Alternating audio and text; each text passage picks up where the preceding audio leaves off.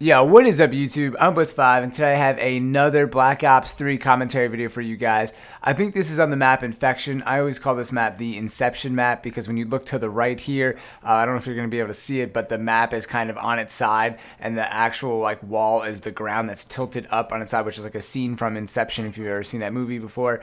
But anyways, I originally planned this to be a live commentary. You could probably see me talking in the top left corner, but for some reason my mic was not recording during this. So I'm just going to record right after it. I played this game type, or this match last night, so I'm pretty sure I remember what I was doing it and what I was thinking.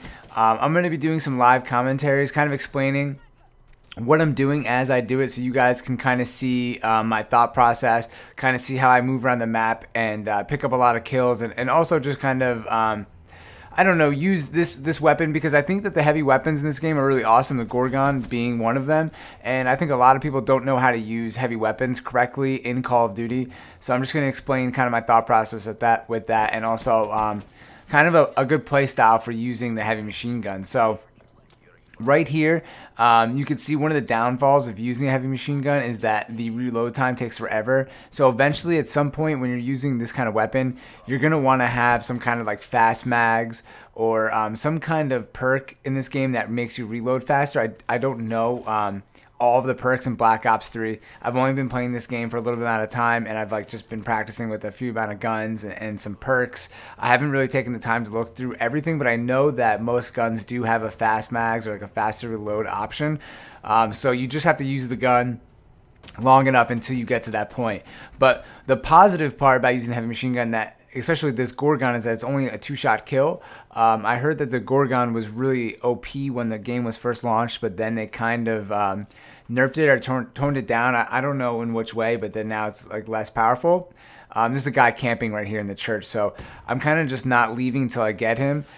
It's important to clear it out because I actually missed that. I was hitting A. I was like, how did I not get into the window? I'm trying to clear this guy out because you can tell this guy on the other team is kind of just going to be camping in the church. He probably has ghost on so nobody can see him, and he's going to be picking up kills.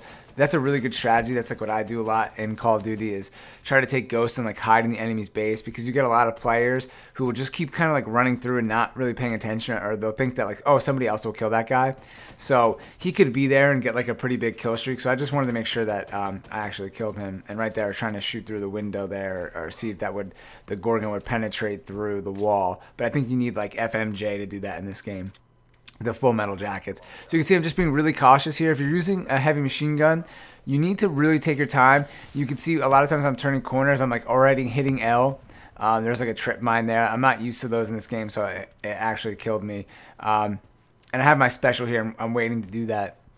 If you're a new player in the game, I would definitely recommend using the grenade launcher special, especially if you're playing domination or hardpoint, because it's really easy to just shoot it at, if you're losing B, you just take out your grenade launcher and shoot a bunch of rockets or grenades towards B. As long as you aim up in the air, it doesn't shoot that far, or as far as you would think, and you can actually shoot pretty close. I think this guy jumps up next to me, and you won't die from the explosion, which is really nice, so you can kind of blow up people that are really close to you.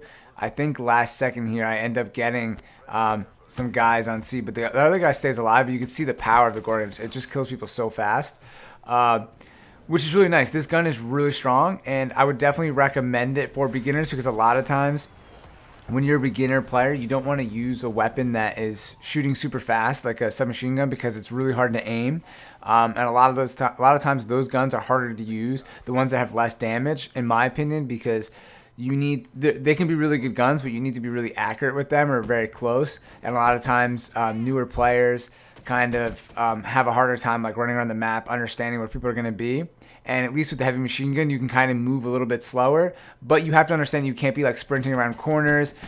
You can't camp, but camping never works in Call of Duty. But it is important to kind of take advantage of every head glitch that you see. A head glitch being standing above a barrel. That's not really the old school head glitching, is when only your gun is showing, but anything like that I call a head glitch. Basically any kind of cover you want to take where it's just your head and your gun, because you're just a lesser target, and you're going to have the advantage with the Gorgon because you only need to hit 2 of your bullets. So as long as you keep moving around, but maybe pick 2 or 3 spots that you like to hold down on the map, and then kind of keep rotating, And then you have to decide like what kind of game type you're playing and how you want to like play that game type. So for me, normally when I'm playing domination, you want to hold down 2 points and not rush towards the third point. A lot of players will rush to the third point because they just want to get kills. But if you're a beginner player, you want to stand back, maybe hold A and B, and then once the game you have a lead 100 to 64, then it doesn't matter if you run up or stay back because you already have the lead. But in the beginning of the game, you definitely want to at least like get your lead in domination, because at the end of the day, you know, you can get a lot of kills and have fun, but you want to win the game, obviously. So I just think that that's like a helpful thing to do here. That was funny. I've accidentally started like wall running here. And another thing that's important is, especially when you're playing domination, is think about what you would be doing on that side of the map. See, like a lot of people run to B, but I know that I would be running to B if I was in the same boat. So what I did is I went to the left of B and got a better angle, and that's what I do all the time. And then I killed 3 or 4 or 5 people wherever there who were going for B, and then I also killed the guy that was kind of doing the counter of what I was doing, running to the left here. So another thing is, you know, don't run aimlessly to the domination points, and the heavy machine gun makes that perfect because you can't be sprinting to the domination points. You're just not going to be fast enough, and you can't like. Heavy machine guns definitely aren't the best at hip firing, so you definitely want to stand back and kind of post up. And it's really great when you get to the side of a domination point like that and you can pick up a lot of kills. But then again, you can't just stand there and be satisfied because you will get killed. People will come after you. So if you're going for a kind of big kill streak, you definitely want to stay in the move, maybe keep rotating back and forth. Like, so once I got those kills on B, if I stayed alive, I could have went back to like my main base, which I think was C, and then kind of like checked around for people and then moved back up, because it gives the enemies a chance to like move around the map, and then you can kind of reposition yourselves, right? Because a lot of times when people die, they will come back for you because they know you're in a spot. Like if that guy was camping, I would maybe go back for him because I knew he was right there. And then also, I think it's really important to have 2 concussion grenades when you're using the heavy machine gun, just so you can kind of check around corners, because a lot of times you're not going to have the jump on people with heavy machine guns.